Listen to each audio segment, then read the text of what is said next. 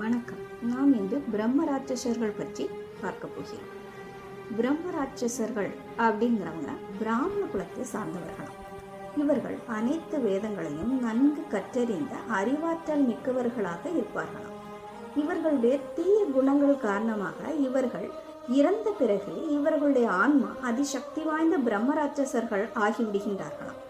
இதில் பிரம்மா என்பது பிராமண குலத்தையும் ராட்சசன் என்பது அவர்களுடைய தீய குணத்தையும் குறிப்பதாகும். இந்த பிரம்ம ராட்சசர்கள் ஆணாகவும் இருக்கலாமா, பெண்ணாகவும் இருக்கலாம். இவர்களை பற்றிய பல செவிவழி கதைகள் நாம் கேள்விப்பட்டிருக்கிறோம். அதில் ஒன்று 7ஆம் நூற்றாண்டில் பீகாரில் பிரம்ம ராட்சசர்கள் பற்றிய கதை ஒன்று மக்களிடையே பரவலாக பேசப்பட்டது. அது என்னன்னா, சமஸ்கிருத கவிஞர் ஒருவர் சூரிய சாதகம் என்னும் நூலை இயற்றினாராம். அவருடைய பெயர் மயூர்படம். அவர் பீகார்ல உள்ள டியோ சூரிய கோவில் அப்படிங்கிற ஒரு கோவில்ல அமர்ந்து, அதாவது ஒரு மரத்தின் அடியில் அமர்ந்து இந்த சூரிய சாதகம் என்னும் நூலை இயற்றினார்.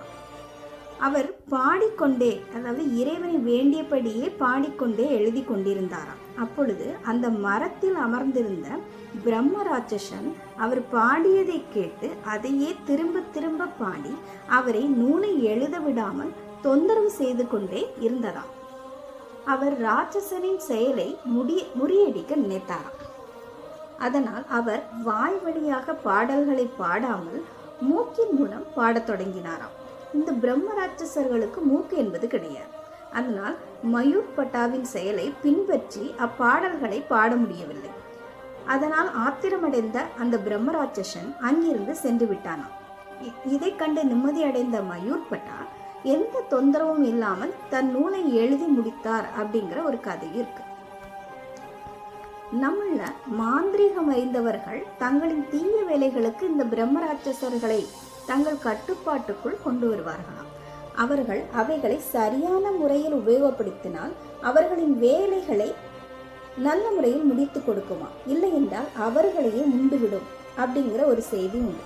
அதே போல கோவில்கள்ல அவைகளுக்கென்று தனி வீடம் அமைத்து கொடுத்து விடுவார்களாம். இல்லை என்றால் கோவில் வேலைகளை நன்முறையில் செய்து முடிக்க விடாதாம் அப்படிங்கிற ஒரு கருத்தும் இருக்கு.